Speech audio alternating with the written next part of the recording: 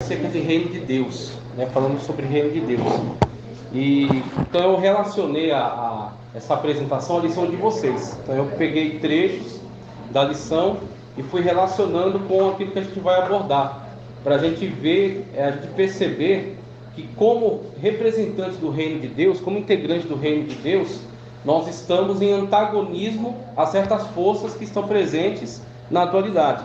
Eu estou falando de forças no sentido espiritual, mas eu estou falando também de forças políticas, tá certo? E de forças ideológicas que estão permeando a sociedade da atualidade. Você vê ela se manifestar em várias áreas, em vários setores, na cultura, na mídia de modo geral, na música, na telenovela, nos filmes, nas manifestações, tá certo? Nas exigências que são feitas hoje por diferentes demandas que surgem. Então você tem, através dessas diversas manifestações, a forma de perceber como essa ideologia cresceu, como ela tomou, tá certo? Esse quadro, né? Como ela tomou esses diferentes locais de atuação e como ela está em oposição, em aberta, em franca oposição ao reino de Deus ao qual integramos. Então a questão relacionada especificamente à lição de vocês é entender o que é ser reino de Deus. Reino de Deus extrapola o denominacionalismo, por exemplo.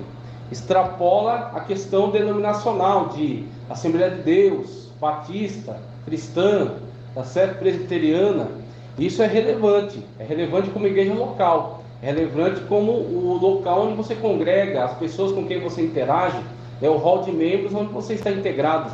Mas isso não é a totalidade do reino de Deus. Então a primeira consciência que a gente começa a desenvolver é que nós mesmo, em diferentes agremiações ou agregamentos de pessoas, nós somos todos integrantes de um reino, e este reino é o reino de Deus. Essa igreja é a igreja de Cristo, tá certo? A igreja que é o corpo de Cristo. A cabeça é ele e o corpo somos nós. E esse corpo integrado por diferentes membros que estão espalhados em denominações diferentes, desde que estejam andando conforme a sã doutrina, tá? Então a gente vai construir esse entendimento.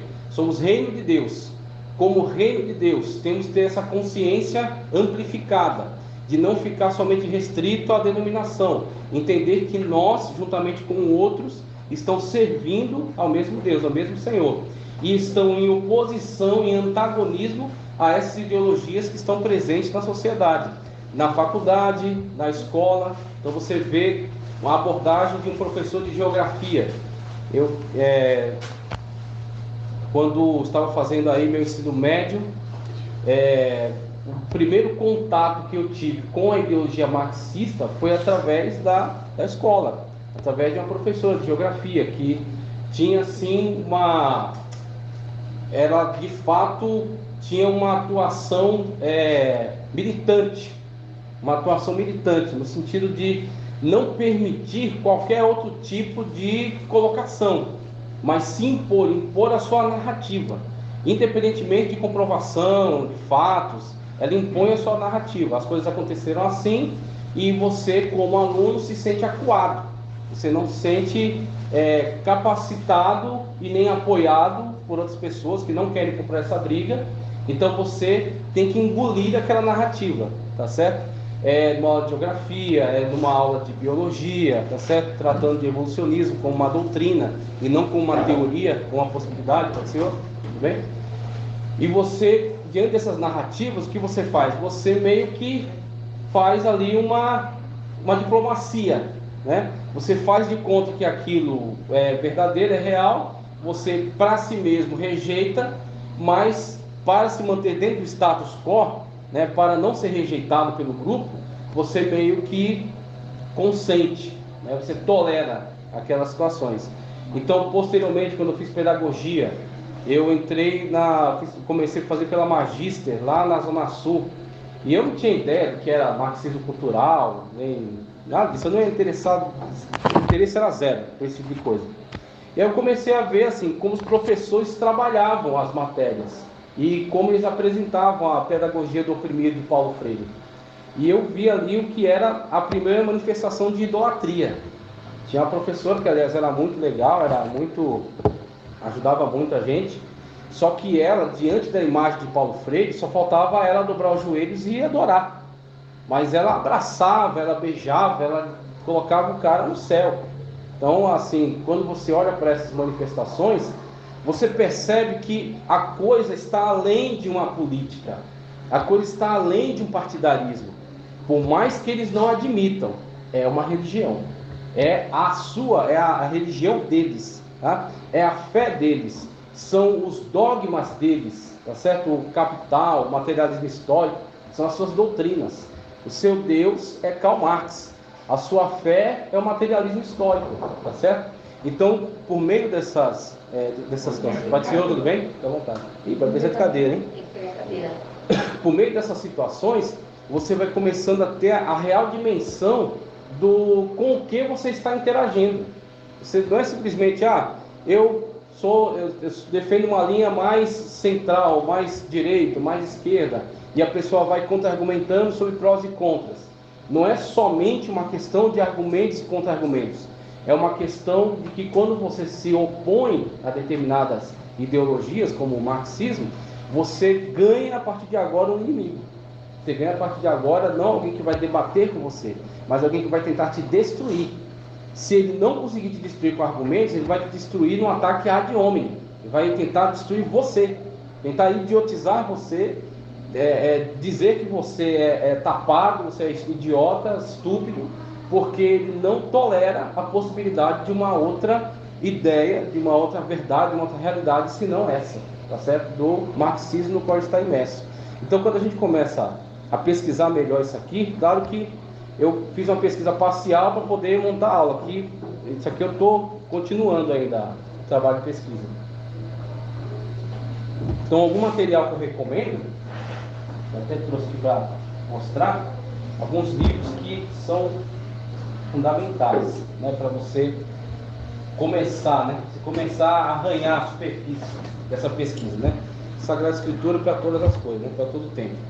Mas isso aqui, Contra a Idolatria do Estado, recomendo a todos. Isso aqui de Franklin Ferreira, extraordinário, tá? Que ele faz exatamente a denúncia desse Estado totalitário que está se constituindo pouco a pouco, tá certo? Esse Estado que interfere em tudo, esse Estado que é paternalista, que cuida de tudo é na mão do Estado, com relação a controle, com relação a benefícios, auxílio. Então, ele vai fazer essa denúncia contra a idolatria do Estado, de Franklin Ferreira. Outro que eu recomendo, esse aqui, Esse aqui, ele explode a sua mente quando você começa a fazer esse livro. E quando eu tive contato com esse livro na Faculdade de Pedagogia, um professor de antropologia, e assim, ele falava desse livro com uma empolgação que eu achei estranha do professor. Ele fez o máximo que pôde para incentivar a sala a ter contato com essa literatura aqui, com esse livro. 1984, de George Orwell. Esse George Orwell é um pseudônimo.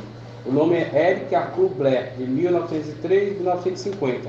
Ele foi comunista, então ele entende essa ideologia por dentro, e ele viu muito dessas guerras na época, dessas guerras civis da Espanha, inclusive, e ele, a partir do que ele viu, ele construiu então essa narrativa, que é um romance, só que é um romance que inclui muitos aspectos do que ele estava observando desse totalitarismo que estava se levantando. Então ele pega os elementos principais desse totalitarismo e inclui aqui nesse romance. Então esse romance, ele é de um mundo pós-guerra, onde esse governo totalitário chega ao poder. O mundo está dividido em alguns blocos, e dentro desse bloco onde ele está inserido, ele apresenta para nós algumas coisas bem assustadoras para a época dele, mas que são muito reais para nós. Por exemplo, existe um tal de Ministério da Verdade. O que é o Ministério da Verdade? É um setor onde, inclusive, o principal personagem aqui trabalha, e ele é encarregado de receber os jornais, revistas, livros, onde havia os fatos históricos que haviam ocorrido normalmente, e ele vai reescrever a história. Então ele quer remover uma pessoa, não, essa pessoa estava lá, mas a gente repudiou, então vai tirar a foto dele, vai recortar. vai reescrever os fatos, foram assim, mas agora serão contados de outra maneira. Então, tudo isso que ele coloca aqui, de fato, ocorreu ao longo da história, chamado desconstrucionismo, tá? Outra coisa, Ministério do Amor, tem aqui, e tem outro ministério, eu não vou lembrar agora, faz um tempinho que eu li, mas assim, ele mostra como a outra questão que ele coloca, outra ferramenta, que é a ferramenta de linguagem, ele chama de nove língua. Esse nove língua, o que ele apresenta para nós? Ele fala que esse governo totalitário removeu certas palavras do vocabulário, para que as pessoas não conseguissem se expressar num sentido de denunciar ou de demonstrar certos sentimentos, tá certo? Então ele remove, tais palavras estão proibidas. E quando ele remove essas palavras, quem as pronunciar é rapidamente capturado e preso. E aí eu pergunto para vocês, o que é o nove línguas se não politicamente correto? Politicamente correto é uma forma de mordaça, para que você fique bem com o status quo, você não seja rejeitado pelo grupo, não seja denunciado como homofóbico, não seja denunciado como preconceituoso ou que tenha discurso de ódio. Você então se obriga a não denunciar certas práticas. Você se obriga a não se opor a certos comportamentos. A galera de todos, né? Exatamente, meninos, todos, né? E por aí vai. Então é o nove língua sendo realizado diante de nós. Então quando você olha para as situações, é imprescindível essa leitura aqui. 1984, de George Orwell. Outra coisa é isso aqui, ó, a estratégia, que é tratando exatamente desse grande plano, dessas ONGs que têm apoiado esses movimentos LGBT e qual é o seu intuito. Porque uma coisa que eu vi nas palestras que eu assisti para montar o material, você tem que fazer uma diferenciação entre homossexual e homossexualismo. Então existem homossexuais e nem todos os homossexuais que existem são engajados na doutrina, tá certo? Na doutrinação do homossexualismo, tá certo? Ou no ativistas LGBT. Então muitos deles não concordam com as iniciativas políticas de destruição da família, de subversão, tá certo? Do status quo. Nem todos eles estão engajados nessa mesma linha de pensamento, mesmo eles sendo homossexuais. Então, se chega um homossexual na igreja, qual é o nosso comportamento em relação a ele? É de acolhimento? É de ajuda?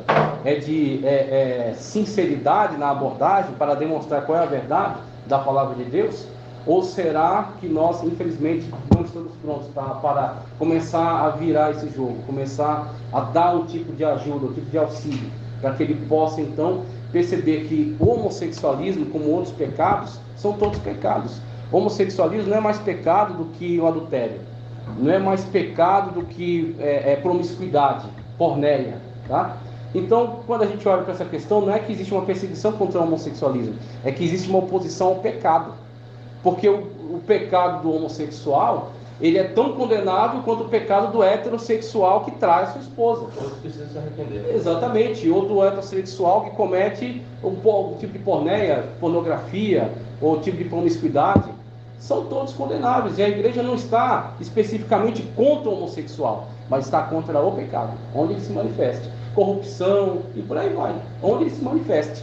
Então, eles querem pegar esta pauta e elevá-la e colocar no centro, como se toda a questão da igreja fosse perseguir gays. E aí você vê que a estratégia, esse livro vai abordar isso, ele pega essas pautas, ele sequestra para eles, tá certo? E faz assim uma manipulação de modo que venha causar esse embate, um embate que nunca existiu. Eles promovem esse embate. E a igreja corre o risco de ter o seu discurso regulamentado. Exatamente. Esse ativismo.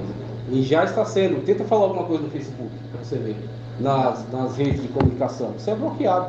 Tem gente processando pastores para ele. Exatamente. E aí, devido a essa pressão, o que começa a surgir? Começa a surgir pessoas como Ed Renekiewicz, que querem atualizar a Bíblia. Quem conhece Ricardo Gondim? Conhece? Eu cresci ouvindo falar mensagem de Ricardo Gondim.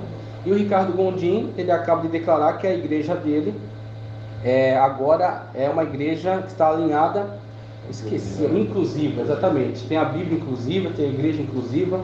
Olha só os termos que eles usam, o eufemismo, inclusivo. Nós, por acaso, não somos inclusivos? Nós não estamos com as portas abertas para qualquer grupo da sociedade. Qualquer grupo, prostitutas, homossexuais, bandidos, que quiserem integrar a igreja, tem que ter uma mudança de vida. Então não é você permanecer como está, mas as portas estão abertas. Então nós somos inclusivos, só que eles pegam o tema inclusivo de uma forma, não é eufemismo, né? Para com isso dizer que eles agora estão aceitando essa ideologia, esse ponto de vista, essas manifestações. Eles não vão pregar contra isso, essa é a questão. Eles não vão se posicionar contra isso, conforme a palavra de Deus orienta. Então, na verdade, se você for, eu acredito que uma oportunidade que você tiver para falar isso, seria interessante você falar. Quem de fato ama esses grupos? Quem de fato se preocupa com eles? Você tem um problema, você vai a 2 médicos. Um deles fica com dó de você, mesmo fazendo diagnóstico, percebendo que você tem um problema, ele não te diz. Porque ele é muito legal, muito amigo seu e não quer que você fique chateado. E aí ele, não, tá tudo bem, pode ir para casa, viva a sua vida, está tudo certo. E o outro, que também é seu amigo e quer seu bem, mas porque ele quer seu bem, ele te alerta em relação ao seu problema. Ele fala, olha, você tem um problema, tá? E você precisa tratar. E o tratamento é difícil, vai doer, vai ser complicado, é arriscado, mas é necessário. Senão, sua vida vai ter um curto prazo. Você vai acabar morrendo devido a esse problema. Quem de fato foi o seu amigo? Quem de fato foi verdadeiro com você? Então, essas pseudo-igrejas inclusivas, o que elas estão fazendo é parar de denunciar o pecado. E isso, na verdade, é a manifestação de alguém que não se importa com a vida dos outros. Não se importa com a salvação dos outros. Se a Sagrada Escritura é verdade, nós temos que ser coerentes com ela. E a coerência com a Sagrada Escritura é a denúncia dessas práticas pecaminosas. Certo? Bujo falou, é esse livro que me afasta do pecado, o pecado me afasta desse livro. Exatamente, isso é imprescindível. E aí, quando você começa a ver Ed Renekiewicz, Ricardo Gondim, aquele outro que virou um guru, aquele que apostatou faz tempo, esqueci agora, Caio Fábio, você começa a ver essas figuras se multiplicando, essa apostasia se multiplicando, você vai entendendo que o marxismo cultural está conseguindo fazer uma pressão tal que muitas pessoas estão cedendo, né? Agora, claro, existe também aí um elemento escatológico, né? Vocês estão caminhando para a conclusão, para o fim dos tempos, para o momento em que uma igreja fiel vai ser arrebatada e uma igreja comprometida com este mundo, infelizmente, vai acabar integrando o sistema do anticristo. Então é uma situação inevitável, né? Uma situação que em breve, de fato, vai ser vista. Vamos lá, vamos caminhar por aqui, porque tem muita coisa. Óbvio que eu vou falar resumidamente, tá? E aí vocês vão fazer uma melhor leitura aí em casa. O material já está disponível para o Hélio, já postou, né? Aí vocês vão fazer uma leitura melhor em casa. Vamos lá, primeiro texto que eu quero citar é esse aqui, ó. Pessoal, o material da aula está postado no vídeo. Isso, pode ir visualizando aí pelo celular, tá? Então vamos começar já a lidar com os materiais. Deixa eu colocar aqui o carregador, senão o negócio vai morrer.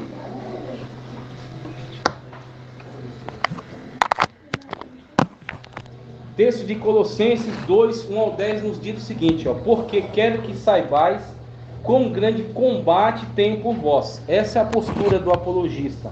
Essa é a postura de alguém que integra o reino de Deus. Não adianta você ter de conta que não está acontecendo com você. Se nós integramos o reino de Deus, nós estamos em oposição ao mundo.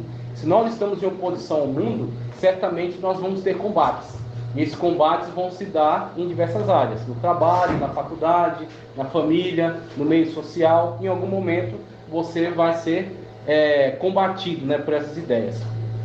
Com grande combate tenho por vós, e pelos que estão em Laodiceia, e por quantos não viram meu rosto em carne, para que os seus corações sejam consolados, e estejam unidos em amor, enriquecidos na plenitude da inteligência, para conhecimento do mistério de Deus, Cristo, em quem estão escondidos todos os tesouros da sabedoria e da ciência. Interessante, né? E digo isto para que ninguém vos engane. Olha, aqui para mim é a cereja do bolo. Para que ninguém vos engane com palavras persuasivas. E essa persuasão realizadas por essas filosofias é extraordinária. Essas filosofias, elas se propagaram porque, em certo sentido, elas têm uma coerência, tá? Elas prometem algo que é interessante, elas prometem algo que é cativador, que acaba trazendo pessoas, né, aglutinando pessoas em torno dela. Então, essa persuasão foi observada por Paulo. Na época de Paulo, ele já tinha embates com escolas de filosofia, os estoicos, os epicureus, que eram também persuasivos no seu convencimento.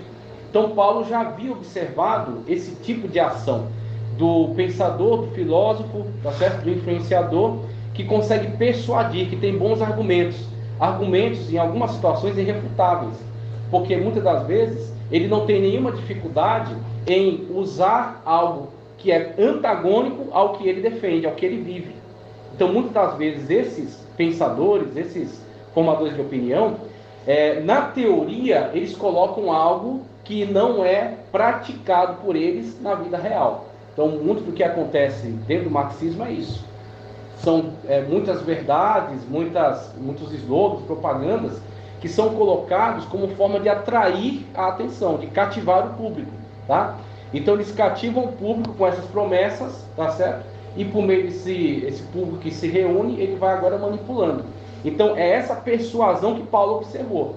E é exatamente isso que é o risco que se apresenta para nós. Quando a gente começa a ser exposto a esses ambientes, a gente tem que tomar cuidado. Não é só o que ele está dizendo, é o porquê ele está dizendo, tá certo? E onde ele quer chegar com isso. Tentar observar quais são a intencionalidade que está por trás desse discurso de persuasão.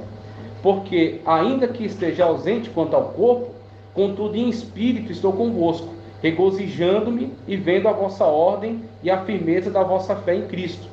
Como, pois, recebeste o Senhor Jesus Cristo, assim também andai nele, arraigados e edificados nele, confirmados na fé, como assim fostes ensinado, crescendo em ação de graças. E aqui eu grifei: tendo cuidado para que ninguém vos faça presa sua. Esse aqui é um termo bastante educado para falar acerca de idiotas úteis.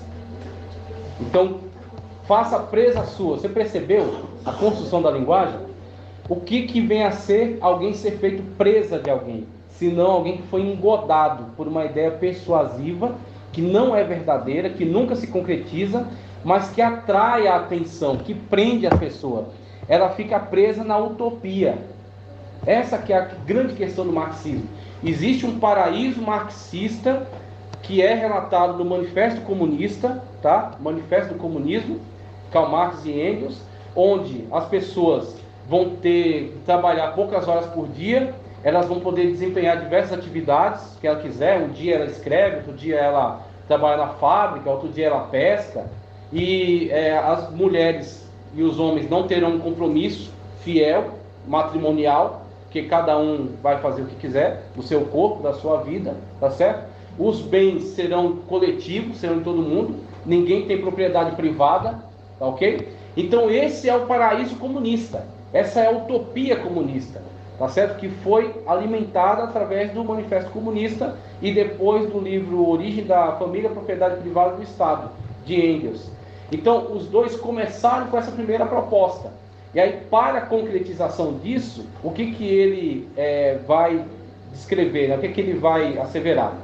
Para que a gente chegue no paraíso comunista, nessa utopia, nós temos primeiro que travar uma batalha, uma guerra. Que guerra é essa? O antagonismo entre o proletariado e a burguesia.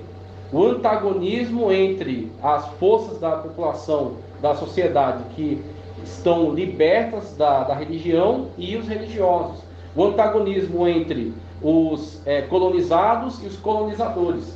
Em tudo o marxismo vê antagonismo. Em tudo ele vê mulher e homem, muito bem. Luta de classes. Então tudo isso são classes. Exatamente, negros e brancos. Aí você vê o Black Lives Matter.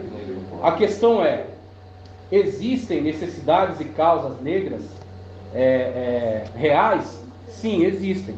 Mas como obter sucesso, tá certo? Como é que os negros vão conseguir uma colocação social? Através de subsídio do governo ou através de um crescimento e uma integração na sociedade.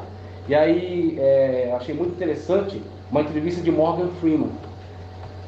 Um judeu estava entrevistando ele, o entrevistador era judeu, e ele usou essa questão, falando sobre Dia dos Negros, Dia da Consciência Negra e tudo mais. E aí ele perguntou para o entrevistador: você tem um Dia da Consciência judaico, alguma coisa assim? Ele falou: não há um Dia da Consciência judaica. Aí ele falou: pois é isso que eu quero. Enquanto você tiver essas questões, Dia da Consciência Negra, cotas raciais, esse tipo de coisa, você está dizendo que existe uma parcela da sociedade que não tem capacidade de alcançar, tá certo, esses meios, de chegar a uma ascensão social, por crescimento, por mérito. Você precisa sempre estar resolvendo uma dívida histórica, tá certo? Ou favorecendo de alguma maneira, criando cotas. E essas cotas, elas têm o pretexto de resolver um problema de preconceito, de desfavorecimento histórico. Só que elas ficam sempre ressuscitando essa questão. Então ele fala, não é a questão de Dia da Consciência Negra, mas sim o dia de você pensar, mas sim a situação de você pensar, não olhar mais e não julgar mais as pessoas por cor da pele, se elas são brancas ou pretas ou vermelhas ou amarelas, mas sim se elas são cidadãs, se elas são honestas, se elas são competentes no que fazem, e parar de fazer essa distinção de cor, essa distinção étnica, tá certo? E começar a olhar para a pessoa, começar a olhar para o valor intrínseco do ser humano. Então o Morgan Freeman para mim foi espetacular, porque ele foi no âmago da questão. Então um grupo político, tá certo? Enviesado, eles precisam de uma causa, eles precisam agitar o quadro político. E para isso eles vão pescar demandas. Qual é a demanda? Dos negros? Então vamos lá, vamos organizar, vamos fazer uma passeata, tem que quebrar mesmo, tem que ir para cima, tem que arrombar lojas. Então, o que ele faz com isso? Ele se mantém sempre no centro da ação, dominando a ação, controlando os marionetes. A ideia então não seria o ser humano em si, mas sim o voto do ser humano. É sequestrado como pauta política. A pauta política foi sequestrada para ele, porque ele está no centro da ação. Se o Estado realmente se preocupasse com essa questão, faria o quê? Uma pauta social e falasse, espera aí, todo mundo vai ter oportunidade de igualdade. Então, assim, a questão financeira é a que a gente vai, todo mundo tem problema nessa área. Então é o seguinte, brancos e negros, o que a gente faz? Exatamente, não criar oportunidades e não criar cotas raciais, colocando uma raça dentro de um gueto. Olha, essa cota é para esse grupo. Por quê? Esse grupo é diferente dos outros. Então, você está criando essa diferença, você está sustentando essa diferença. Agora, como você falou, cotas para necessitados. Então você não tem a mesma condição social daquele grupo, então você vai ser ajudado para que você possa ter uma situação equânime de oportunidades. O governo tem que oportunizar, não tem que sustentar. Ele não quer resolver a causa, tipo, vamos investir na educação de base para todos. Não, ele precisa dessas pautas. Sempre no centro da ação, controlando, né, dessa forma. Então Paulo já havia percebido isso. Tende cuidado para que ninguém vos faça presa sua. Então, ser presa de alguém é exatamente ser pego nessa situação. Qual é a sua situação? Pobreza. Então, vai lá, Bolsa Família. E aí, nessa Bolsa Família, eu não estou dizendo que tem que dar ou não tem que dar. Estou dizendo que aquele que constrói essa ideia e aquele que dá continuidade a ela tem uma intenção que ele não fala para você. Ele somente te apresenta esse meio, essa via. Mas você não sabe por que ele está fazendo isso, na verdade. Qual é a intenção dele? Isso foi feito na Venezuela. Na Venezuela, os caras davam gás, davam geladeira, davam diversos tipos de bolsa. Através do quê? Pegando da indústria petrolífera, jogando, né, distribuindo, fazendo distribuição de renda dessa maneira, entregando como ajuda, né, como distribuição de renda social. E aí o que a população fez com isso? Como é que ela se comportou em relação a isso? Ela ficou cativa. Aquilo virou um curral eleitoral. Por quê? Eu estou recebendo uma cota porque eu tenho 10 filhos, outra porque eu preciso de gás, outra porque eu preciso de gasolina. E aí, quando há a possibilidade da mudança de governo, para que uma outra pessoa suba ao poder, eu nem penso nisso. Aquilo nem passa pela minha cabeça. Por quê? Porque eu não quero perder esses benefícios. Então, cria uma dependência do cidadão em relação ao Estado que faz dele cativo. Ele virou presa de uma determinada forma de política. E aí isso foi levado a um extremo tão grande que a Venezuela, que era para ser o país mais rico da América do Sul, está em fiasco. A Argentina, que foi pelo mesmo caminho, também quebrou. Então todos os países que entram por esse assistencialismo